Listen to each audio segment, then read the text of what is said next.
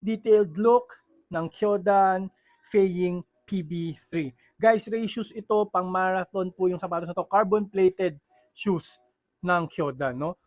Grabe, napakagaan nito guys, no? And yung carbon plate niya, premium na premium tignan, no? Napakaganda. Yung uppers po niya, Jacquard uppers yung tinatawag nila dito. Parang nylon mesh, very breathable. Nung nagmedyas ako, kitang-kita sa loob yung medyas ko, no? Translucent yun, no?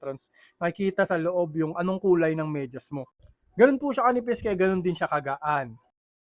Po ito ng QASU outsole po. Para siyang thermoplastic elastomer, no? Kung naalala niyo yung ground control unit ng WOW, ng Li-Ning WOW 11, parang ganun eh, no? Mamahalin yung ganong outsole, guys, no? Matibay pero napakakapit ng ganong outsole. Kumbaga hindi na lang to yung regular na nakasanayang rubber lang, no? Napakanipis niyan, guys, kaya hindi siya nag-add ng weight. Napakanipis lang, pero napakatibay nito. Tatagal po talaga, no?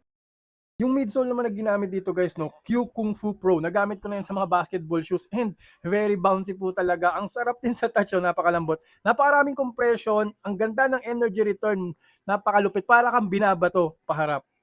Though hindi ko pa ito nagamit, pero yung pa lang sa touch, yung pa lang nararamdaman ko. And guys, meron pala tong drop height sa rear, sa likod, sa heel na 33, and meron naman sa harap na 28mm drop. So, total of parang 5mm yung drop height po talaga. Almost flat naman, kaya okay lang. Hindi ka masyadong parang mataas yung heel na pakiramdam, no?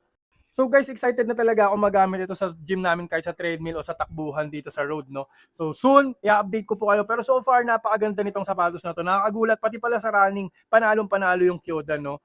Kung gusto nyo makita yung price nito and more details, ilalagay ko yung link dyan guys. I-click nyo na para makita nyo kasi panalong-panalo po talaga itong alternative for your race, for your marathon na shoes na to. Click mo na yung link now.